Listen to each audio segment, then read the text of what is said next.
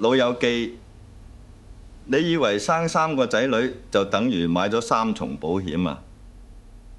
我同你講，呢個諗法隨時係你人生下半場最大單嘅爛尾樓投資。日本國立稅委保證人口問題研究所有個數據，2023年嘅調查顯示，62歲以上獨居老人嘅比例已經突破20%，當中超過40%人同子女1年見面唔夠3次，3次啊！你冇聽錯，1年得3次，新年1次，中秋1次，可能仲有1次係唔知邊個嘅生日。你以為咁樣好慘？仲未算。你再睇下韓國統計廳發布嘅2023高齡者統計，話俾你知，超過60%半嘅老人家嘅生活費來源係靠自己或者配偶、靠子女供養嘅比例，由10幾年前嘅40%幾，一路跌到而家唔夠20%，連向來最重視家庭倫理嘅東亞社會都變成咁，你仲抱住個養兒防老嘅舊夢唔放？你睇下隔離屋陳師奶，3仔1女，夠晒人強馬壯啩，結果點啊？大仔移民澳洲20年，連孫仔張相都係 Facebook 偷返嚟嘅。二女嫁咗去台灣，逢年過節得個微信紅包，連電話都慳返。細仔就最孝順啦，日日返嚟食飯，食完仲打包埋聽日午餐，順手問老母拎2000蚊交信用卡數。陳師奶前幾日同我呻，話個心翳住。我話你唔係心臟病，你係俾人當提款機，告到心寒啊！佢仲要死撐，話仔女大咗係咁噶啦，個個都有家庭有事業，唔通成日黐住你咩？喂，你咁識得幫人揾藉口，點解唔幫自己揾條生路行下？你知唔知英國有個專門研究老年學嘅機構叫做 HUK， 佢哋做過一項長達10年嘅追蹤研究，發現嗰啲將晚年幸福寄託喺子女身上嘅老人家，抑鬱症發病率係嗰啲自給自足型長者嘅3倍，個分別大到可以判你死刑。原因好簡單，因為你將快樂嘅遙控器交咗俾人，人哋按咩掣你就要睇咩畫面。今日佢心情好，打個電話嚟，你就開心到成晚瞓唔着。聽日佢忙到唔記得你生日，你就對住個蛋糕由朝等到晚，最後自己吹熄支蠟燭，連許願嘅力氣都冇埋。呢種人生同乞兒有咩分別？呢個社會灌輸咗一套1000年毒藥俾我哋，話養兒防老係天經地義，話積穀防饑係人生智慧，話一家團圓係最大福氣。我呸！你信足呢套劇本，到頭嚟你會發現自己演咗場獨腳戲，觀眾得你一個，仲要係喊住嚟睇。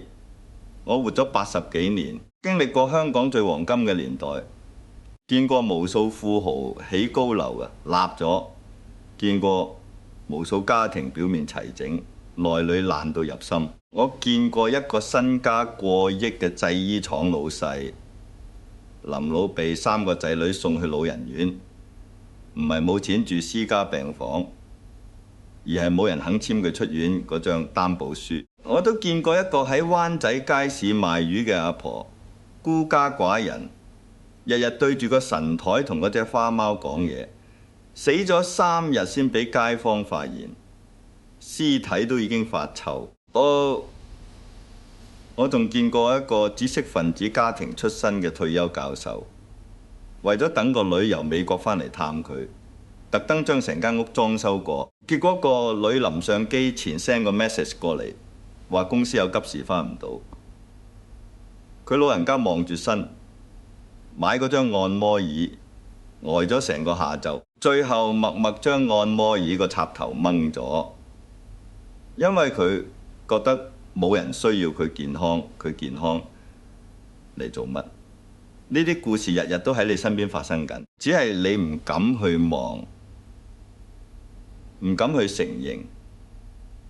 你驚你一承認，就等於推翻咗自己過去幾十年嘅人生信仰。你辛辛苦苦建立嘅家庭價值觀，原來只係一個自我欺騙嘅泡沫。邊個夠膽吉爆佢？今日就等我嚟做呢個醜人。我唔係教你唔愛錫仔女，亦都唔係叫你做一個孤僻嘅怪老頭。我係要同你講一個你未必聽過，但係絕對係真相嘅道理。呢個世界到咗最後，真係靠得住嘅嘢，絕對唔係你留住相同血液嘅親人，而係以下呢幾樣嘢。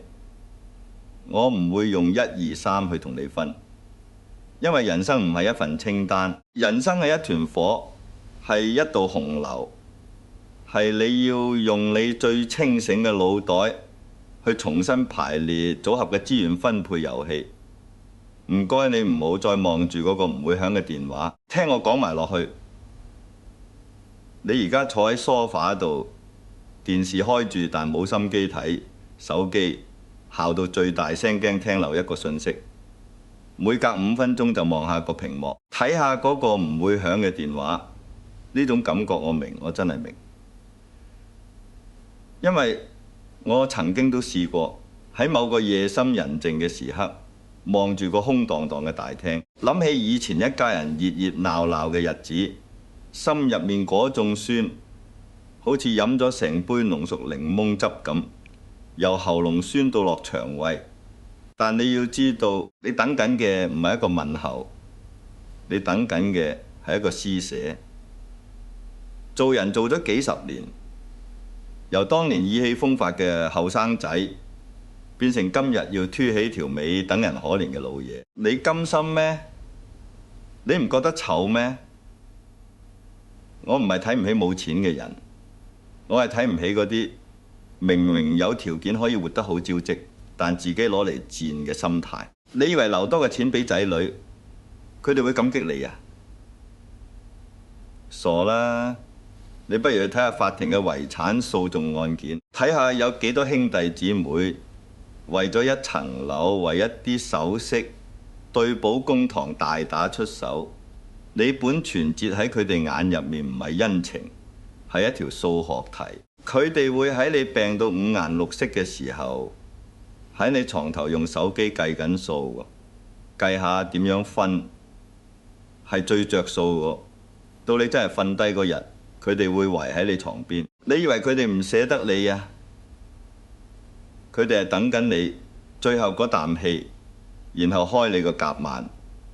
你唔信，你去問下嗰啲做律師同做殯儀館嘅朋友，佢哋會話俾你知，佢哋見過嘅眼淚10滴有8滴係因為爭唔到遺產而流嘅，剩低嗰2滴可能只係因為現場氣氛太沉重，唔流2滴我好似唔係幾好意思。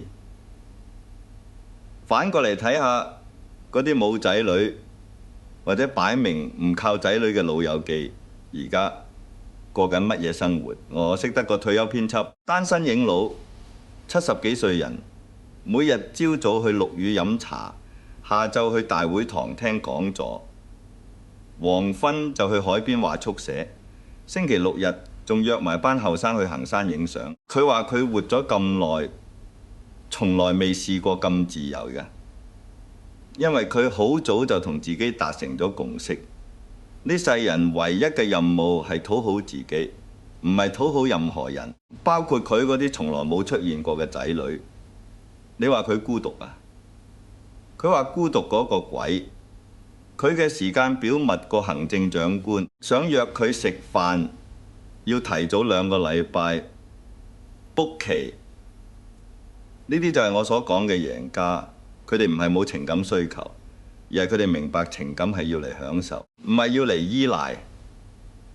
你一旦依賴咗，你就將條繩索交咗俾人，佢中意就拉你埋嚟食一啖，唔中意就放你喺度風塵。你嘅喜怒哀樂全部操控喺人哋手上面。你呢個唔係人生，你呢個係扯線公仔嘅餘生。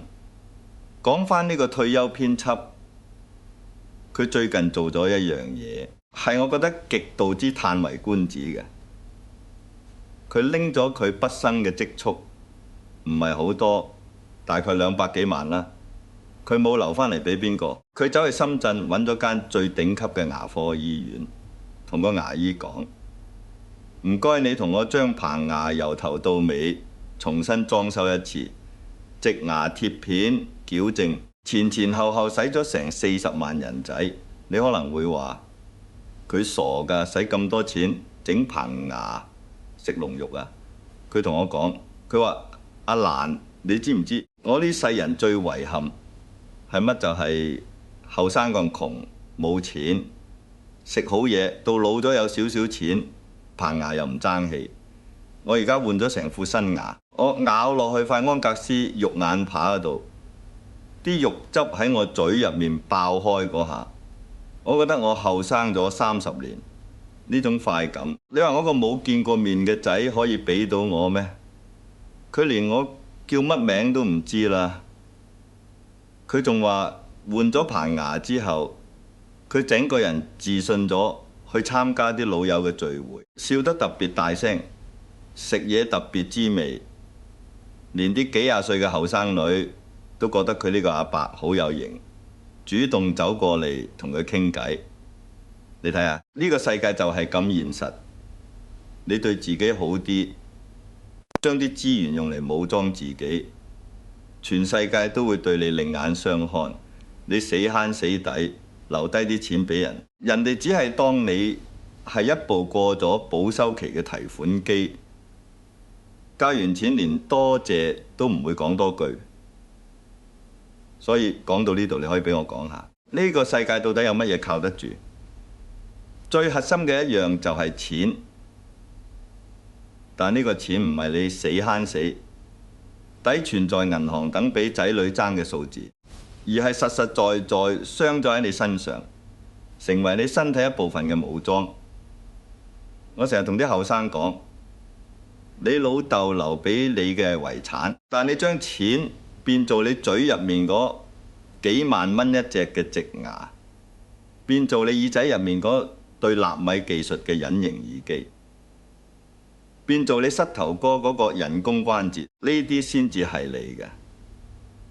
因為遺產你可能冇命享，但植牙係你每一餐都咬得到燒鵝髀嘅快感，耳機係你聽得清楚孫仔叫你一聲爺爺嘅尊嚴，關節係你唔使坐輪椅等工人推嘅自由。你有冇試過同啲耳聾嘅老人家食飯？成餐飯佢就係點頭微笑，然後乜都聽唔到。人哋講笑嘅，佢又跟住笑；人哋講緊佢壞話，佢都仲係笑。你覺得佢開心咩？我覺得佢好慘。佢唔係冇錢買耳機，佢係唔捨得。佢個心仲諗住留多個錢俾啲仔女。結果佢就連基本嘅溝通權都喪失埋喺一家人嘅歡笑聲之中。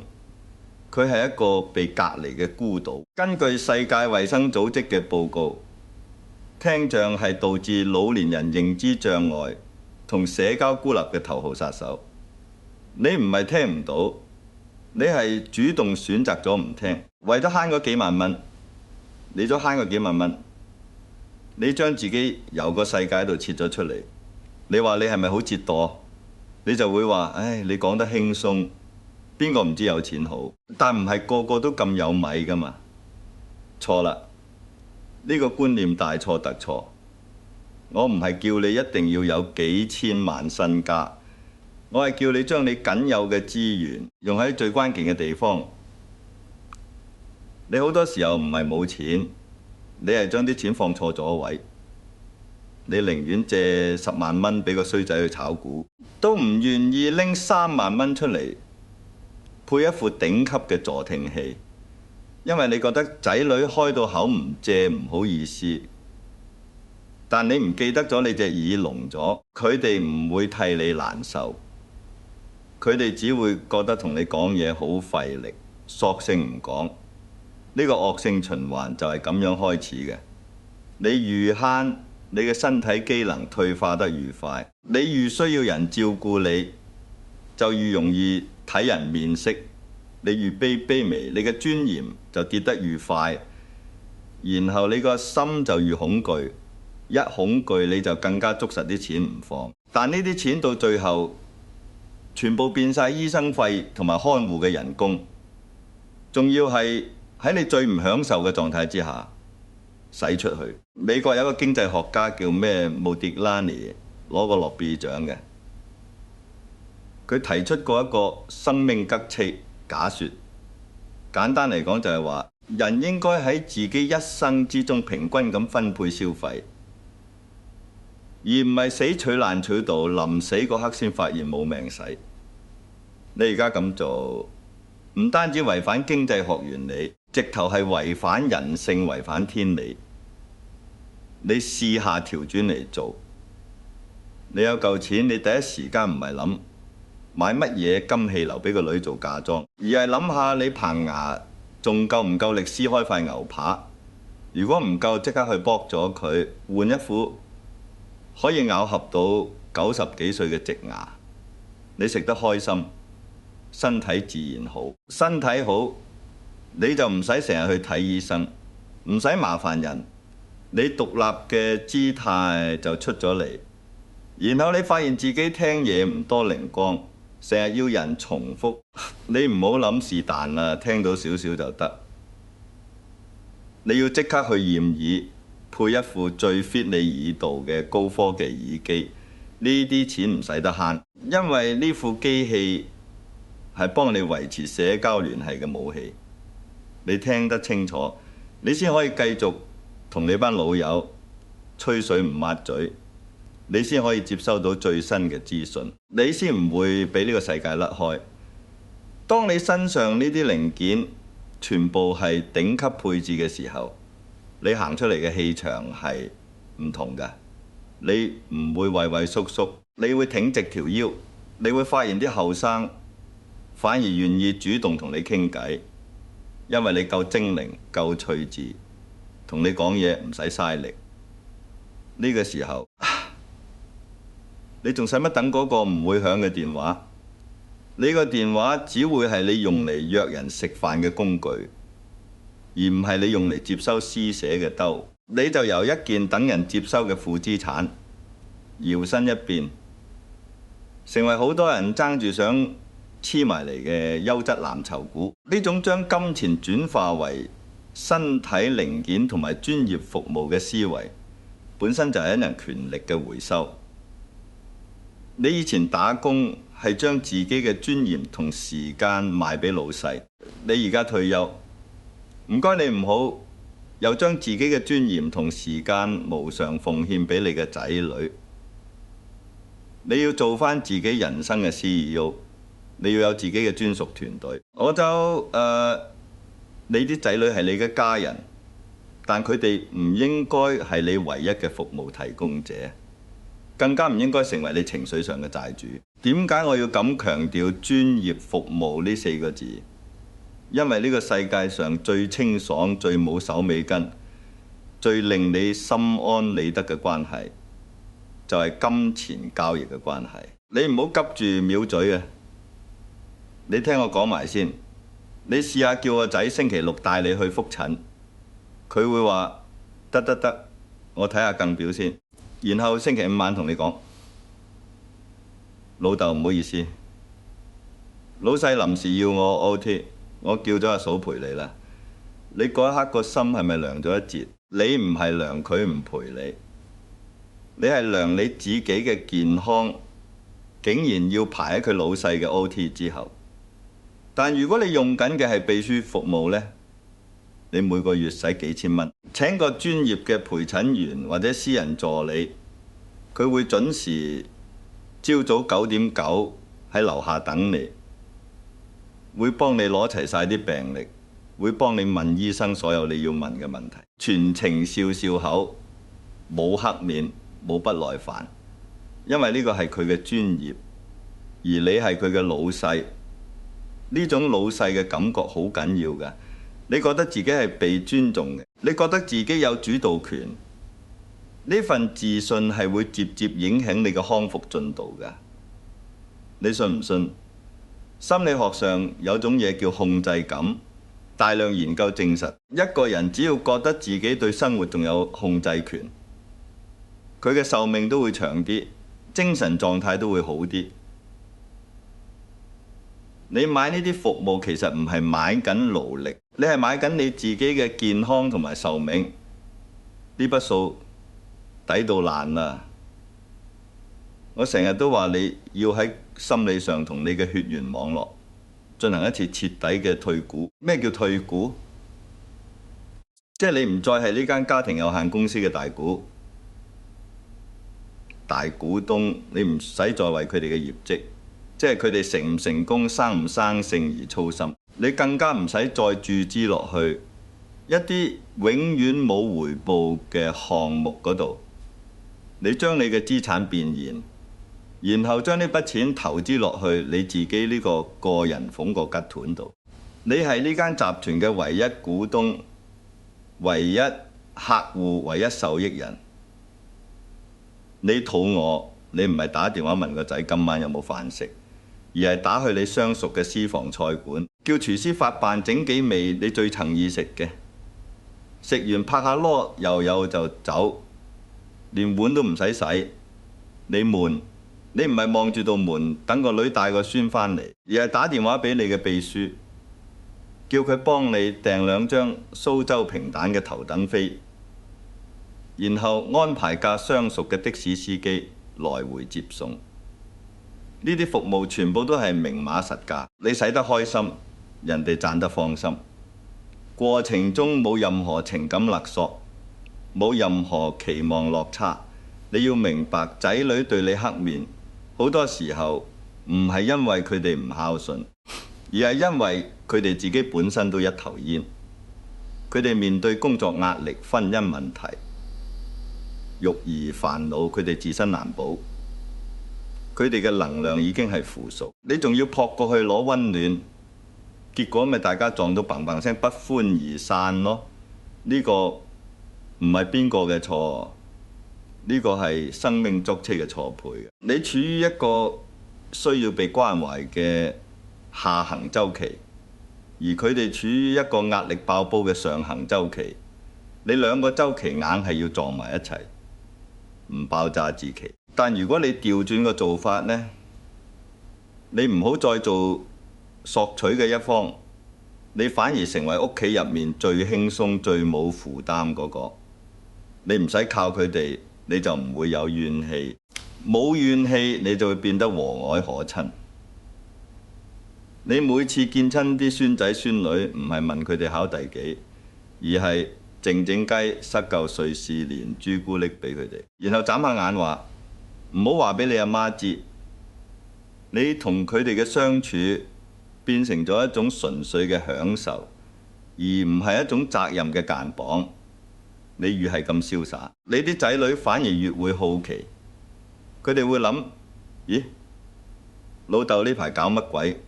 好似開心咗咁多，成日唔見人，仲多節目過我。佢哋就會開始主動想親近你，因為你身上冇咗嗰陣老人，除冇咗嗰個種等佢哋可憐嘅霉味，取而代之嘅係一種見慣世面、玩世不恭嘅魅力。呢個時候個主動權就喺你手啦。你寵意就同佢哋食餐飯，唔寵意就話唔好意思，我約咗班老友去澳門睇賽車，下次啦。佢哋會覺得失落，而唔係覺得鬆一口氣。呢種逆轉就係由退股開始嘅。你以為退股係乜嘢？係叫你斷絕父子關係，登報作廢啊？傻啦，邊有咁戲劇性？真正嘅退股係心理上嘅切割，係將你嘅情緒開關由人哋手上面搶返嚟，裝返喺自己心口度。你由細到大都聽人講血濃於水，一家人唔好計較咁多。呢句説話本身冇錯，但係你唔好忘記呢個世界有樣嘢叫軟土深掘，你越唔計較，佢哋越當你係老奉，你越寬容，佢哋越覺得你嘅底線可以無限向下移，到最後你連發脾氣嘅資格都會冇咗，因為佢哋會話老豆以前都唔會咁樣㗎，係咪老人痴呆發作啊？你凄唔凄涼？我識得一個朋友，以前係開廠嘅，身家都叫有幾個億，兩公婆捱大，3個仔女全部送出國讀書。啲仔女結咗婚之後，佢就將啲生意分晒俾佢哋，自己諗住退休享福。點知有一日佢心臟有事，要入院做搭橋手術，住咗成個月醫院。你估下啲仔女嚟探過去幾多次？夾埋唔夠5次，每一次都係急急腳坐一陣，然後就話要趕住開會，要接細路放學。佢老婆匿喺廁所喊，佢就望住天花板發呆。到出院嗰日，司機嚟接佢個仔，話老豆，我今晚有個應酬嚟唔到，你返到屋企早啲唞。你話呢個仔不孝咩？佢又唔係，佢只係覺得阿爸有工人有司機，使乜我操心啫？佢哋永遠唔會明白，當一個人瞓喺病床，身體最脆弱嘅時候，佢需要嘅唔係一個司機，而係一個親人搭住佢隻手，同佢講一句：放心，我喺度。但如果你將呢個期望寄託喺一個已經俾生活壓到透唔到氣嘅仔女身上，你只會得到失望。佢唔係唔愛你，佢係冇力愛你。呢個就係現代家庭嘅真相，呢個就係現代難嘅真相。大家都係自身難保嘅泥菩薩，你仲妄想佢孭你過河？所以退股嘅第一步就係你要接受一個現實，你嘅仔女其實係你人生呢場大戲入面嘅客串嘉賓，而唔係領銜主演。佢哋有佢哋嘅劇本，你有你嘅舞台。你千祈唔好為咗遷就佢哋嘅檔期，搞到自己成場戲停晒落嚟等。你要做嘅係寫好你自己嘅獨腳戲劇本，揾最好嘅佈景、最專業嘅配角、最精彩嘅對白，去完成你呢一世時最後亦係最重要嘅演出。呢啲配角邊個嚟嘅？就係我剛才講嘅專業團隊。除咗秘書同陪診員，你仲可以拓展你嘅班底。你需要一個好叻嘅律師，唔係叫你告人，係幫你訂立一份滴水不漏嘅平安紙，確保你嘅錢喺你有生之年1蚊都唔會走失。到你真係行咗之後，點樣分配先至最合乎你心意？唔使班後人爭到你死我活。你需要一個信得過嘅會計師，幫你打理嗰啲繁瑣嘅帳單投資，令你每個月都有穩定嘅現金流，唔使林老師嚟學睇港股，心臟病發都未天光。你甚至需要一個年輕嘅熟悉科技嘅後生仔做你嘅科技顧問，定期上嚟教你用新 app 幫你 set 好晒啲智能家居。等你唔使因為唔識用嗰個新電視遙控器而對住個黑屏幕發脾氣，呢啲全部都係用錢買到嘅關係。而正正因為買得到，所以最公平、最冇壓力。你係佢哋嘅米飯班主，佢哋會用最專業嘅態度去令你滿意。呢個過程之中，你會重拾返一種好耐冇試過嘅感覺，叫做被尊重。你唔使再聽啲難聽嘅説話，例如：哎呀，你又唔識㗎啦，你由得佢啦，唔好搞咁多嘢啦。你得到嘅回應會係：先生，你嘅要求我明白啦，我會即刻處理。或者呢個係最新嘅解決方案，你覺得點樣？你呢世人由後生捱到老，係時候做返個俾錢嘅大爺，而唔係一個睇人眉頭眼額嘅老僕。記住我一句話：當你手頭有錢有火，全世界都會對你客氣；當你手頭冇錢又冇火，鬼至會理你啊！講到呢度，你可能會覺得，喂，你講嚟講去都係錢，咁人生仲有咩意思？人就係有感情嘅動物嘛。你用錢買晒所有服務，咁咪變得好功利？呢個問題問得好好，但係你調轉個角度諗下，乜嘢叫做功利？功利就係你去計較付出同收穫嘅比例。咁你試下同你啲仔女計下，你養咗佢哋20幾年供書教學，加埋通脹，你到底收返幾多回報？你唔敢計，因為你一計就會發覺，你呢世人最大嘅投資係一筆徹頭徹尾嘅虧本生意。既然係咁，點解你仲要死攬住呢個感情嘅招牌去掩飾呢盤煙數？我唔係叫你唔好愛佢哋，愛係可以繼續愛，但你唔好再投放任何期望落去。你愛佢哋係因為你想愛，而唔係因為你想佢哋將來養你陪你。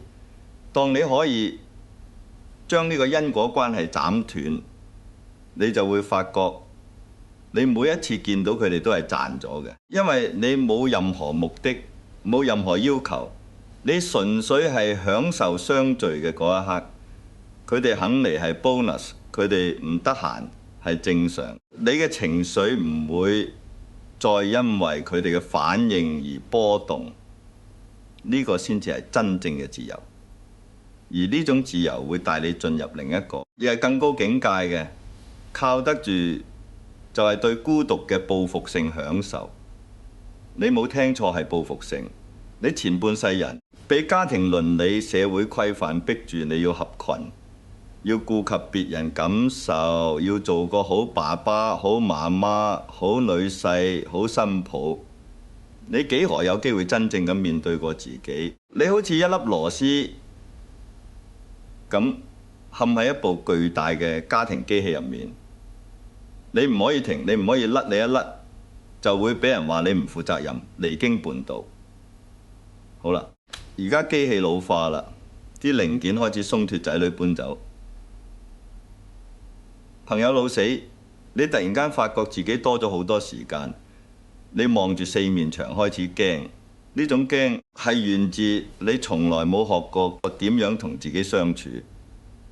你嘅人生價值長期建立喺被需要呢3個字上面。你為家庭犧牲，為仔女仆心仆命，你覺得咁先係偉大。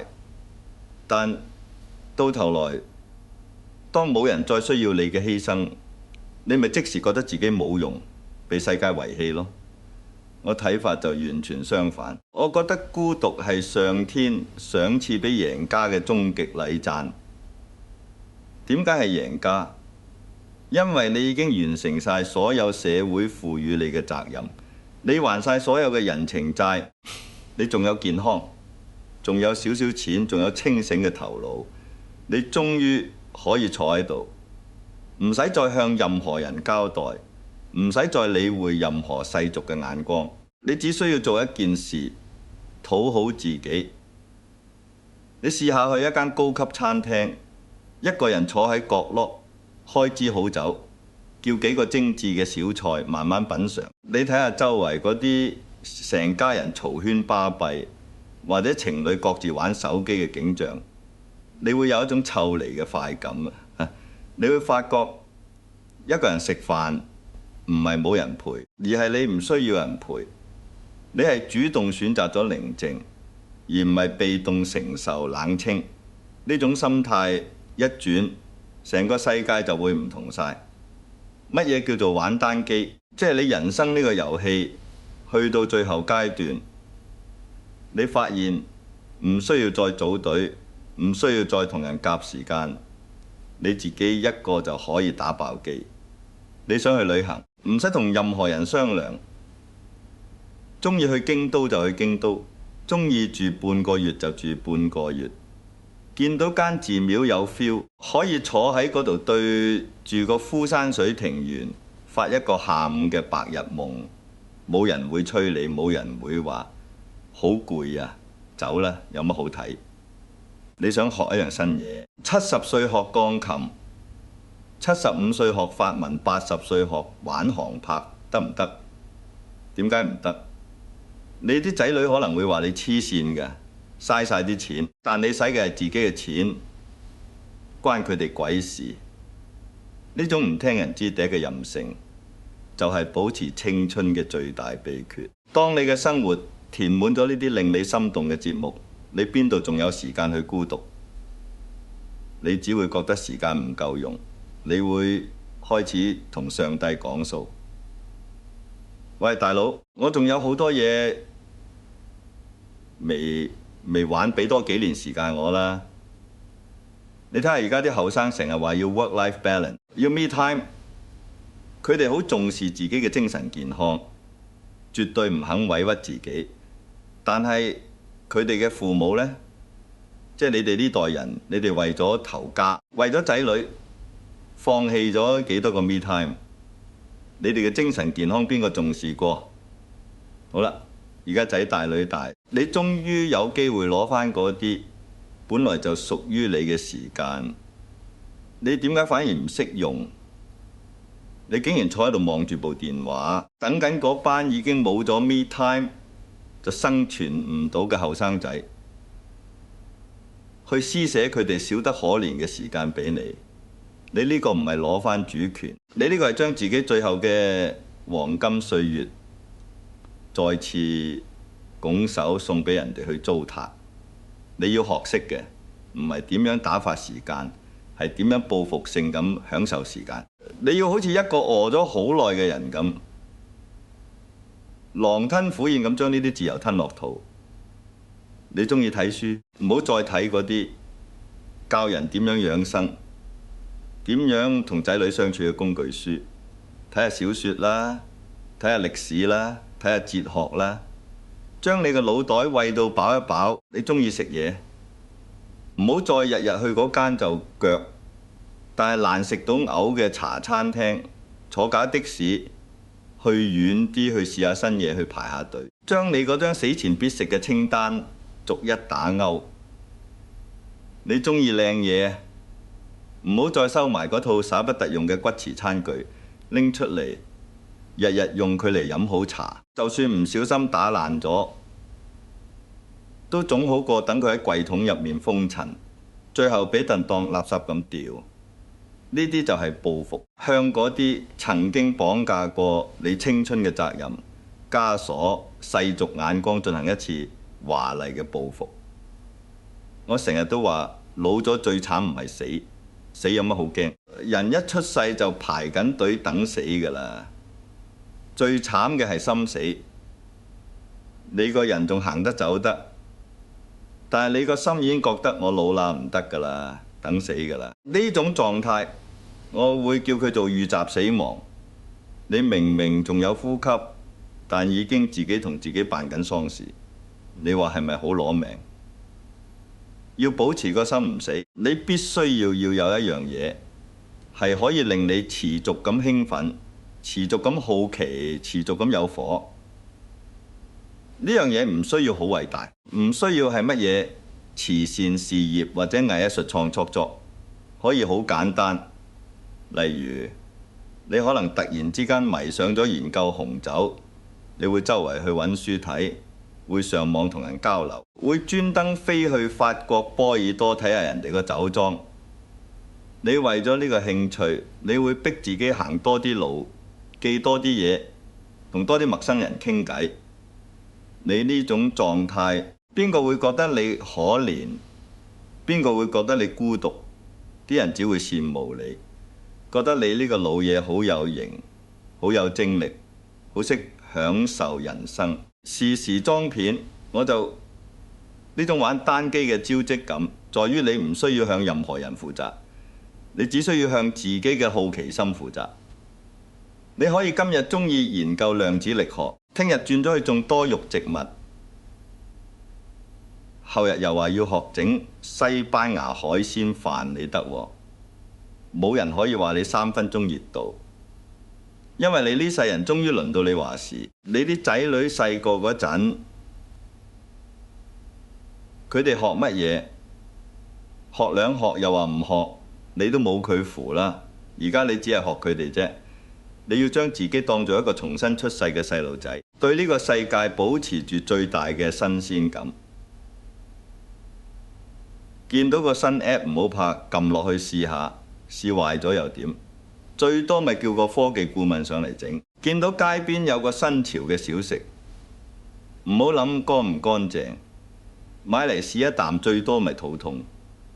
人生就係要不停嘅嘗試，不停嘅犯錯，先至會有生氣。一個永遠唔犯錯嘅老人，咪就係一個化石咯，放喺博物館俾人觀賞，喐都唔敢喐。有乜好玩？而且你知唔知？當你可以咁樣玩單機，玩到出神入化，玩到你嘅生活多姿多彩過好多年輕人嘅時候，一個好奇妙嘅現象就會發生。你啲仔女、你啲朋友反而會開始主動想黐埋你嗰度，因為你身上有光芒，你冇負能量，你係一個有趣嘅靈魂，同你一齊，佢哋覺得好放鬆、好開心，可以學到嘢，可以暫時逃離佢哋自己嗰啲煩惱。你由一個等待被照顧嘅負擔，變成一個好想親近嘅寶藏。你睇下呢個世界就係咁現實，你越黐身，人哋越走；你越疏離，人哋越想走埋嚟。你手上揸住嗰張牌叫做不滯號，呢張牌一打出去，你嘅贏面就大好多。你坐喺屋企望住樓下公園嗰啲湊住酸面容、枯骨嘅阿伯阿婆，再望下自己，你會發自內心咁笑出嚟。你唔係慶幸冇酸臭，你係慶幸你終於搣甩咗嗰種必須要為下一代奉獻到死嘅緊箍咒。你嘅人生由呢一刻開始先至真正屬於你自己。你以前係為咗父母呢個身份而活，為咗賺錢養家呢個任務而活，你從來冇為你自己而活。你唔係你，你只係一個功能嘅集合體，一個家庭經濟支柱，一個司機，一個廚師，一個人肉提款機。你嘅個體性一早已經喺繁瑣嘅日常入面磨到渣都冇得剩。而家喺人生嘅黃昏，你終於有機會將呢啲碎片一片一片執返埋，重新拼湊出一個真正嘅自己。你點可以錯過呢個最後嘅機會？你問我活咗咁耐，人生有冇遺憾？我話你知，我最大嘅遺憾就係覺得時間唔夠。我仲有好多書未睇，好多地方未去，好多好嘢未食，好多新相識嘅朋友未同佢哋好好傾下偈。我邊得閒遺憾？我邊得閒空虛？我邊得閒去諗邊個對我好，邊個對我唔好？我嘅時間表密過而家啲一線明星要約我食飯，唔該排隊。你以為我呢種生活態度好寡情薄幸？你錯啦！我活得咁認真咁用力，正係因為我太清楚生命嘅本質。生命係一場冇得彩排嘅現場直播，每一個瞬間過去咗就係過去咗。你喊又係咁過，你笑又係咁過。既然係咁，點解我要選擇喊？點解我要選擇喺度自怨自艾，等人可憐？我唔會咯。我嘅字典入面冇可憐呢兩個字，只有抵佢有今日。呢種抵佢有今日啊，係一種對自己嘅肯定。你望返轉頭，你捱過咁多苦，你走過咁多冤枉路，你俾人呃過，俾人出賣過，你都企返喺度，冇穿冇爛，你已經好叻㗎啦。你值得擁有最好嘅晚年。而你最好嘅晚年唔係由你啲仔女提供，而係由你自己親手創造。將啲錢用喺自己身上，將啲時間用喺自己嘅快樂身上，將啲情感寄託喺一啲永恆嘅唔會背叛你嘅嘢上面。例如藝術、例如大自然，例如知識。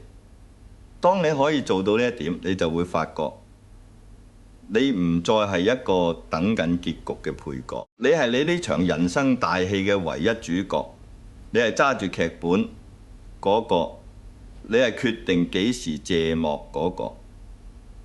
所以由今日開始，唔該你同我記實幾件事，即刻去檢查下你嘅身體，有乜嘢零件需要升級，唔好慳。呢筆係你人生最必要、回報率最高嘅投資。副耳機、棚牙、對關節，甚至係你隻眼做得就做。重新規劃你嘅社交圈，引入多啲專業服務，將嗰啲會令你受氣、會消耗你能量嘅關係全部退股，唔好留戀。包括嗰啲你諗住靠佢但又靠唔住嘅血緣關係，揾一樣令你心動嘅興趣，一頭栽入去，玩到盡，玩到癲，玩到你唔記得咗自己幾多歲。玩到你將孤獨變成一種至高無上嘅享受。當你可以將呢幾件事融會貫通，變成你生活嘅本能，你就可以堂堂正正咁同呢個世界講：我唔靠任何人都活得比任何人更招積。講到尾聲，我想問你一句：你知唔知人生最後嗰程路點樣嘅姿勢先？最靚就係你自己一個人企喺船頭，望住夕陽，海風吹住你件外套，你隻手攞住杯年份夠耐嘅威士忌，嘴角微微翹起，心入面冇遺憾冇怨恨，只有一肚皮嘅故事同埋一份對生命嘅盡興。你唔需要回頭望，因為後面已經冇嘢值得你牽掛。你唔需要向前望，因為你知道終點喺邊，而且你一定係笑笑口行入去嘅嗰個。呢個世界到最後真係可以陪你走完呢段路嘅，只有你自己。親人、朋友、財富全部都係借嚟嘅，到期就要還。唯獨係你對自己嘅呢份尊重，呢份慈悲，你添將生命燃燒到盡嘅熱情，先係永遠屬於你嘅。